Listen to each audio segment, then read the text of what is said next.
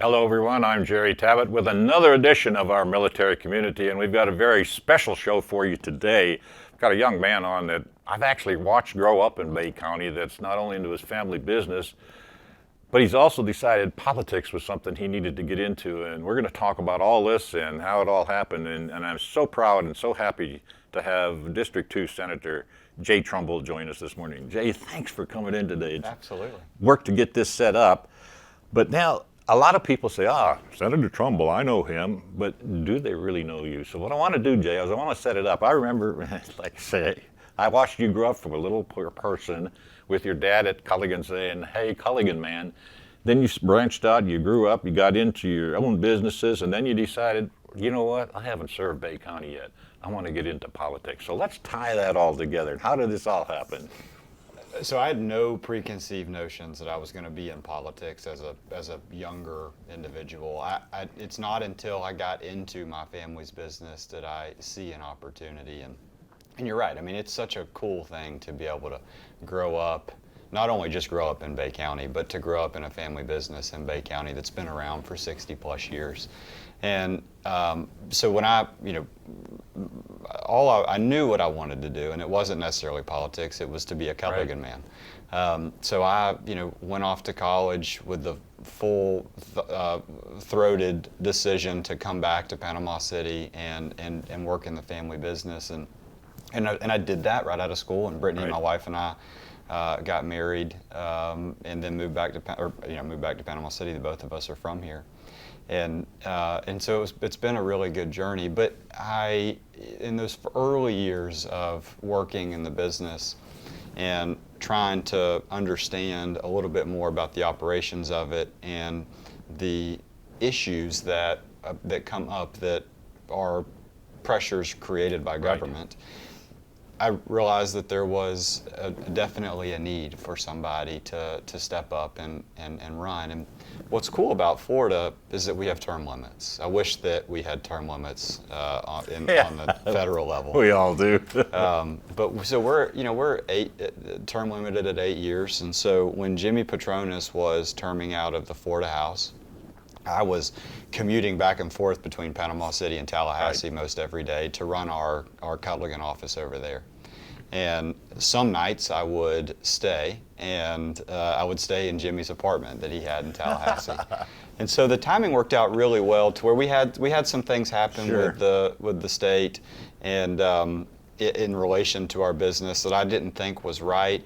And I remember complaining to Jimmy and saying, Jimmy, that doesn't seem right. And he says, well, you should run. So that's when I filed to run for the Florida House. And so, that's now been 10 years ago, and since then I've served 8 years in the House and have now served 2 years in the Florida Senate and have 6 more to go should I get reelected in a couple of years. So it's been a wonderful opportunity to be able to give back and to the community that raised me and has been so good to us. Before we get into some of the things you're doing, and we'll strictly get back into basically the military that you've been doing so much about in our veterans, but how's your wife and kids handling this? You're busy. Do they try to clone you, or it's tough to balance at times, isn't it? It is. I have a saint for a spouse. Brittany is, she owns her own engineering firm. We have 3 young kids, 7, 5, and 2. And it's really amazing that she can juggle it all. My Tallahassee staff jokes, that Brittany is Superwoman, but you'll call her and say, well, everything okay? And yeah, just about to cook dinner. I caught some bait for Tripp, who's on our dock trying to fish, and all the while the 2-year-old's running around. So it's really important that I have a supportive spouse, one, that I get to do the job, but also that she's an incredibly capable spouse. And there's no way I could do it or be anywhere near as successful as I've been without the support at home. And you have really been successful. One of the things, Jay, that you really have taken to task, and it's so close to your heart, is this military community and our veterans. Why is that so important that you are fighting tooth and nail in the Florida legislature to get this taken care of and take care of our military, our veterans, whatever? Yeah, so, Jerry, I think a tipping point for me was Hurricane Michael. I did not, I realized how important our military community is and was, but it wasn't until there was a real possibility to which Tyndall wasn't going to be Right. rebuilt.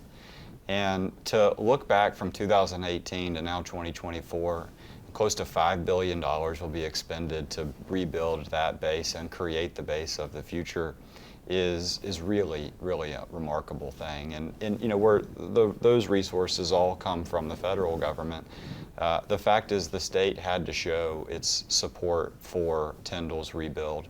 And that, I think, was a real eye-opening experience for me to know, you know, how quickly something can change. You know, just a few-hour event can potentially reduce one of the, or wipe away, you know, Tyndall Air Force Base or any military installation. And Florida is such a unique place that we've got over 1.5 million veterans and their families that live in Florida, third largest veteran population in the country. We have 20 active installations in Florida. And you know, when you look at Northwest Florida, specifically my Senate district, there's a lot of installations and military men and women that live in my district, and a lot of that has to do with the Gulf Test Range. Right. And so one thing that we try to do in Florida and through the legislature every year is to memorialize the importance of the Gulf Test Range, because there's nothing like that in the world. And without that, what I mean by memorializing that is ensuring that we don't have offshore drilling. And if we don't have offshore drilling, then the missions can continue. Right. And I think that that's something that's really, really important. But also, you know, there are so many people, you're a great example of that, where people decide that they've served time in the military, retired, and they want to stay in the community that they served in. Right. And so I want to make sure that Northwest Florida specifically is a place that military men and women, veterans, understand that they're going to get services, that they are appreciated, and that we show those incoming airmen or folks from the Navy or the Coast Guard or whichever branch that, you know, this is a wonderful place to live. And it is indeed, and it's getting better too. But some of the things specifically this last legislative session that you dealt with, which are so important. In fact, I'm so honored to be on Military Affairs Committee in the Chamber, and we've taken this first thing we want to talk about up too, is a lot of people don't realize that with Tyndall rebuilding the way it is, and all of these people coming in, they're not coming in as single individuals. They're coming in with families. Not only do they have health care that they need, but they also need child care. Let's talk about, first of all, the number one topic that a lot of veterans talk about is child care, the cost of child care. What did you guys do to help out with that? So, you know, I live that every day with my family. You know, I mean, we have young kids, and both my wife and I work, and so making sure that we have a safe place that our kids can go to, you know, whether that's at school or that's a daycare, is really, really important. And so one thing that I heard, this actually specifically came out of Eglin, is something that I heard was that it was really difficult to stand up child care facilities specifically for the DoD population. And so what we realized is that the federal government does their background checks, then it goes to the state of Florida. The state does their background check of that individual before they can be a child care provider.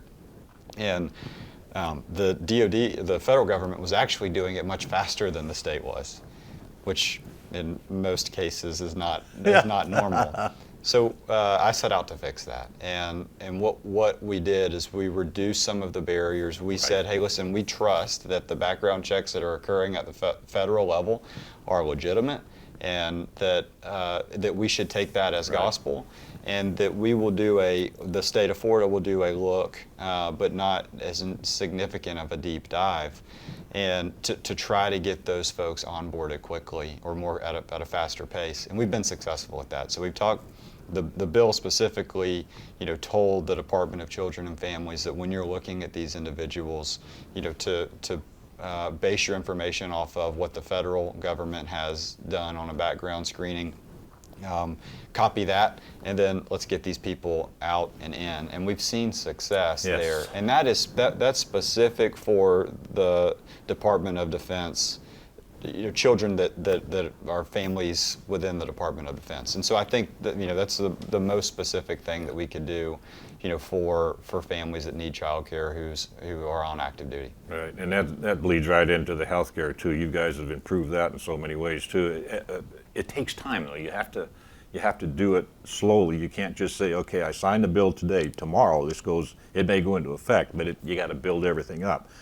But when we talk about a lot of our veterans and their spouses, Jay, people understand that there's such things as PTSD, TBI, things of those nature, but they always associate it with the male individual. They don't find that the spouses seem to be involved in this too, but our mentally challenged and physically challenged vets and their spouses need all the help they can get. And I'm so proud to say that you led the charge on getting some things done for that. What have you done for these military individuals, these veterans, to say, we care, we love you, you're important?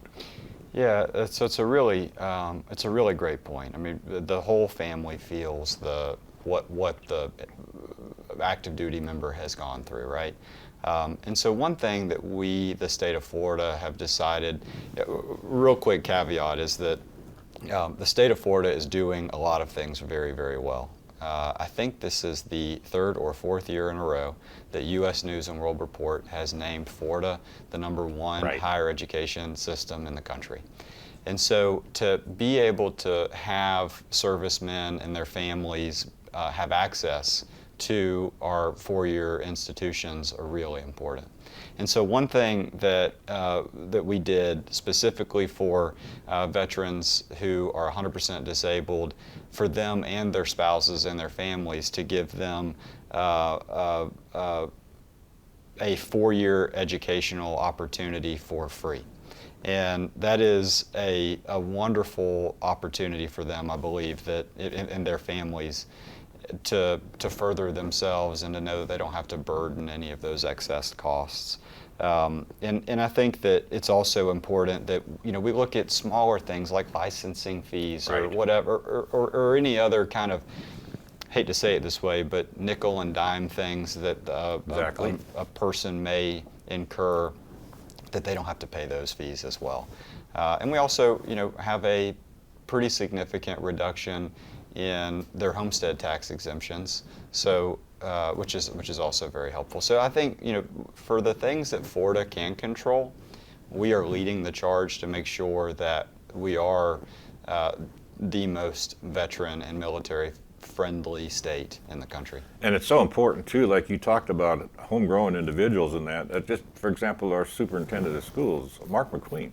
It's so important to have somebody he's got that military background that understands these problems, and that's what's so good about everybody working together on this. And there's all kinds of programs that you work on to establish every legislative session. But this past session, there are some veterans programs that came out, and tell us about those. Yeah, so one thing I think that's super important that I hope that people know about is that there's a website that the state of Florida has that a veteran can go to, and it gives a full list of all the things that that a veteran may be eligible for. And I'll make sure I get you that website. It's veterans.com/Florida Veterans Benefits. And so there are a ton of programs that folks can see. And I think that's one of the biggest issues, is that a military family Right. gets out of active duty and comes and wants to live in our state and retire here in our state, and then doesn't know that all these things Exactly. are available to them. We made some changes with the department. It used to be the DEO, Department of Economic Opportunity. Now it's called Florida Commerce. And Florida Commerce has specifically a veteran area within that department that only focuses on veterans, and I think that's really, really important for folks to understand. I think that it's also important that you can go in there and you can see all kinds of stuff, right? I mean, you can see that there's grant programs for dental care for veterans. There's financial aid for veterans. There's monies that go. You talk about Mark McQueen specifically to Bay District schools because of the number of active duty military families that we have, or veteran families that we have, and so there's lots and lots of things. But I think that looking at those resources that the state has is helpful to help families navigate what options there are. And one other thing too, Jay, is you work hard here. You represent this area so well. No matter if it's you're leading the fight on child care, you're leading it on health care, you're helping to get these mentally challenged and physically challenged vets and their spouses taken care of. You give different programs out, but what is it like? And you've been so successful about this, and I've been intrigued about how successful you are, getting other people in the state to work together to give you that support. Now, let's face it, there's some parts of the states where people would say, oh, Miami's not going to help me, Jacksonville's not going to help me, but they forget Jacksonville's got Navy facilities there. So how do you get this all together so you guys can come up with an agreement and then get this money flowing to where it goes? So I think a good example of how one area of the state may have a different mission, obviously, than another area of the state. Spaceports, or the space focus is important to the Space Coast, right? And we're going to talk about that a little bit later. And so, we've seen examples of where we can tie, other parts of the state into that. But also, I do believe that Republican or Democrat, if you're in the state legislature, regardless of where you are, where your district is, or where you're housed, I think Florida has definitely made the conscious decision to elect people who care for the military, and it is not that difficult to convince my colleagues to support specific initiatives for military families. I'll give you an example. So there's a retired Green Beret in the Florida Senate out of Tampa. His name's Jay Collins. He and I ran a bill together this year that made it exempt from public record where that active duty military member was when they were voting. So what we were concerned about is that if an individual was home and it was during an election season and they were voting and they were somebody who may have been a higher priority target for the enemy, they could identify that through like a very simple process. And so, that bill did not get a single question that somebody was concerned about, and did not get a single no vote. We were able to get that bill passed very quickly through both the Florida House and the Florida Senate to make sure that person's information was taken out of the sunshine so that they would not be the target of something. And what really helps, and a lot of people probably don't realize this, but I think they're learning more and more, is we have got a very supportive governor in Ron DeSantis, and he's good at this. Does he give you any feedback or anything, or does he just pretty much let you guys make the decisions and then take it to him? And it depends on the issue, right? I mean, there are lots of issues of which the governor may have a difference of opinion on, but more often than not, as it relates to our military families, everybody's on the same page, which is a total blessing. And that's what's so good about it. One of the other things that is very, very difficult for veterans and active duty people to get a hold of, they don't understand the process where you actually can get some access to public records. Now, I understand it because of the time I worked in TV and everything, and I know the avenues, excuse me, you need to go. But you actually specifically worked on this, Jay, about getting access to public records, which is so important, be it medical, be it any type of health, be it educational, whether. a lot of our veterans don't know that they can get these public records. Yeah, so I think using the Department of Commerce as a resource to help them fully understand what all of the options are is incredibly important. And there's just a tremendous amount of information. There's information about potential job openings for your spouse who may not be active duty or was and is retired. And there was at one, a couple of years ago, we worked on this to try to create a program to which if you did something in the military, how does that translate to a real world, to a non-DoD job?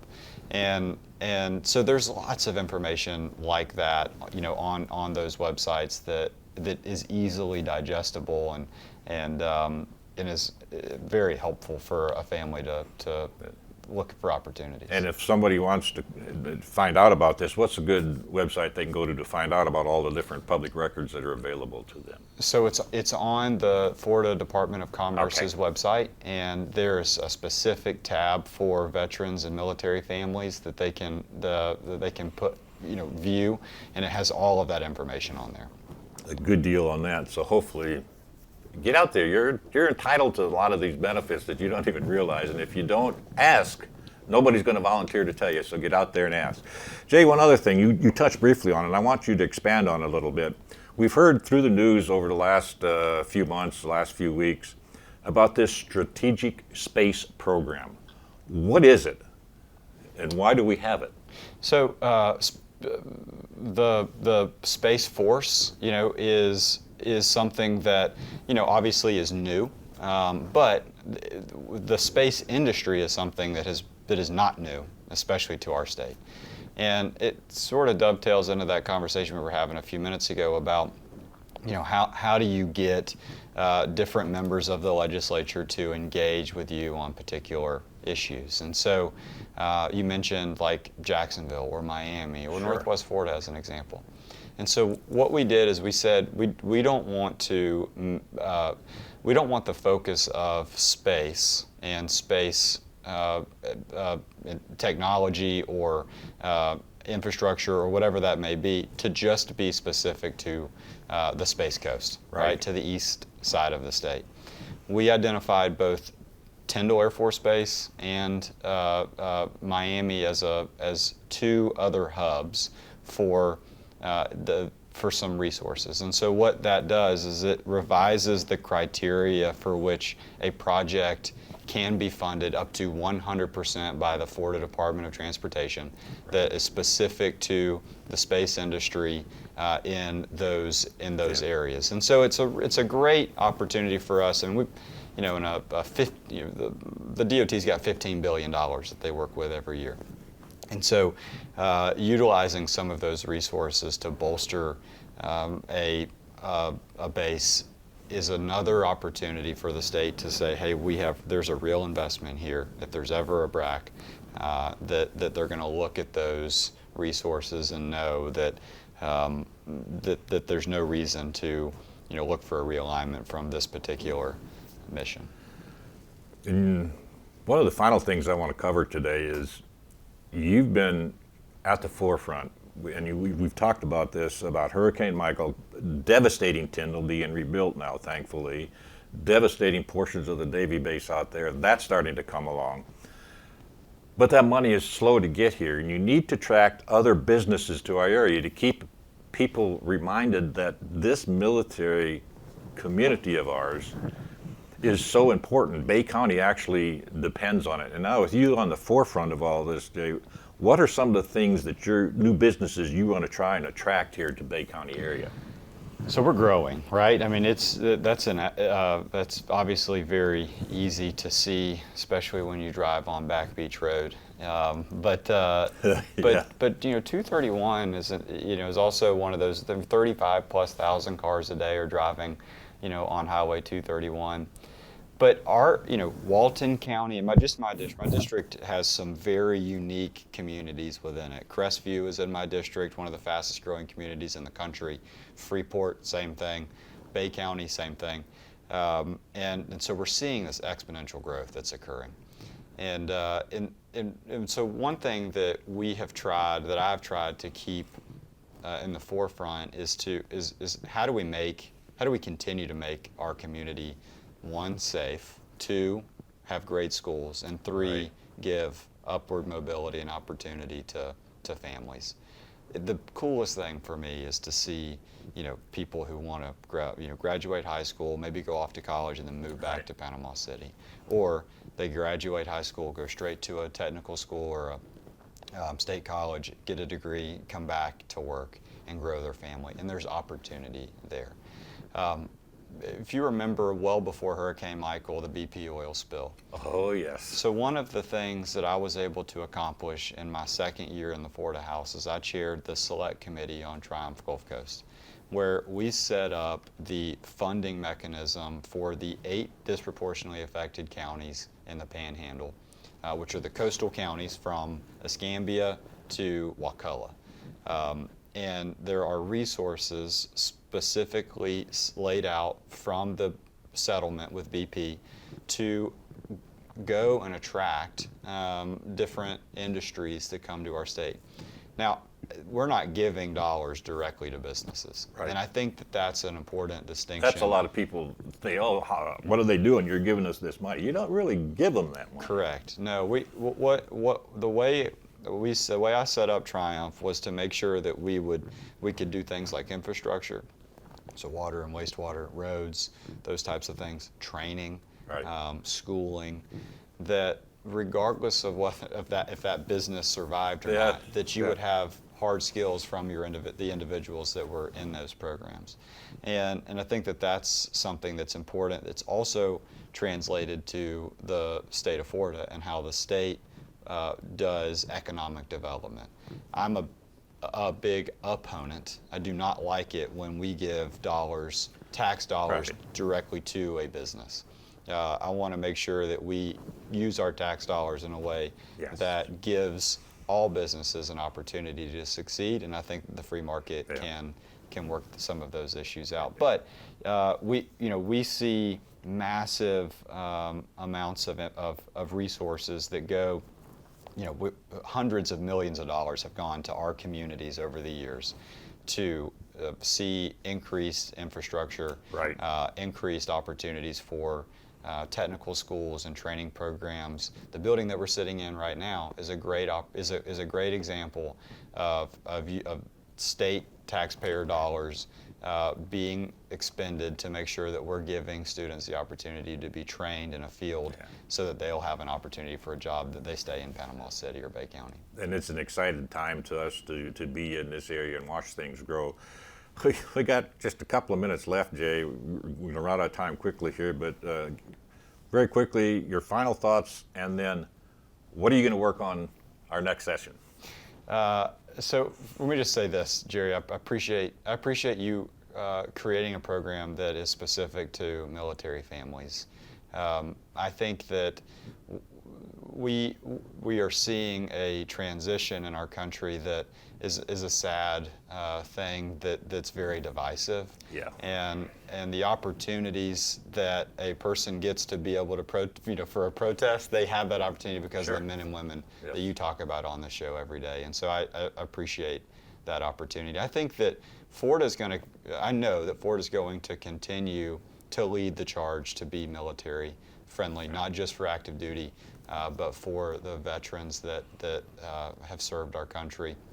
And I think the thing that's important to realize is that the Florida legislature has this unique ability to react pretty quick. Right. I got that call about the child care issue in Eglin in like September, October.